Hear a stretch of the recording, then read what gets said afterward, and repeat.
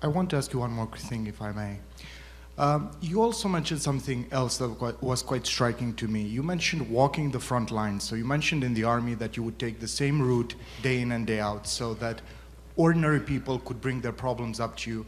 And you actually said that the minute that they stop bringing those problems to you, you would stop leading them, which I thought was quite striking. Yeah. Now, a number of leaders in organizations, they don't walk the front lines anymore. Yeah.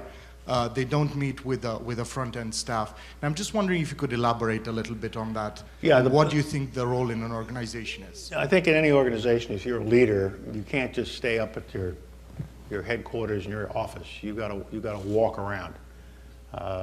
And the point he's making is that when I was a brigade commander and a battalion commander, sometimes I would wander aimlessly around just to see what's going on. But at least twice a week, I would follow through my barracks and my maintenance shop and my arms room. I'd follow a precise path. And people knew that I would be at a certain place at a certain time. And so people can just come up to me, hey, Colonel, how are you today? Hey, Colonel, have you heard about, Colonel, I'm having trouble getting paid. Or Colonel this, Colonel that. Now, my subordinate commanders, who these guys worked for, were always nervous that I was going to pick up something. And, they'd be in trouble. And I had to reassure them by saying, listen, don't worry about it. I've experienced a real problem. It was just blowing in my ear. And if it's a problem, I will give it to you to solve first.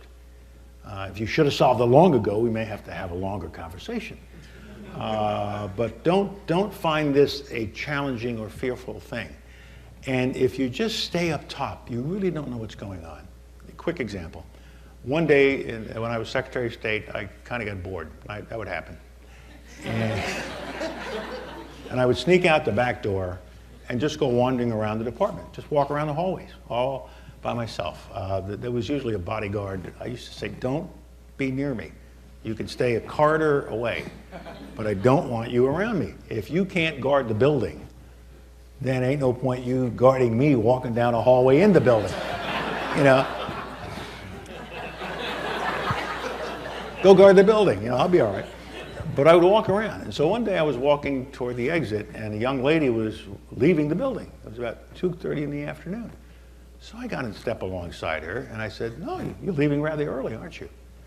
And she just looked and said, no, I'm in flex time. This is when I usually leave. She didn't seem to recognize me or made no sign of recognition that the Secretary of State was talking to her. And I said, well, tell me about it. She said, well, I come in at 7 and I leave about 2:30. It's very good. And so we're walking along, and I say to her, well, how did you get flex time? She said, well, I just went and talked to my superior, and he arranged it. I said, gee, I'd like to get flex time. And she said, well, talk to your boss.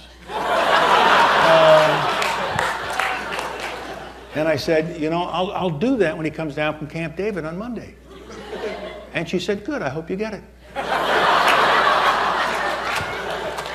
She walked through the door, and I'm standing there like an idiot. Did she just have me? I mean, have I been had? This can't be right. And I've never figured it out. I never saw her again, but she... Yes, dear. Did I answer all your parts? Yeah.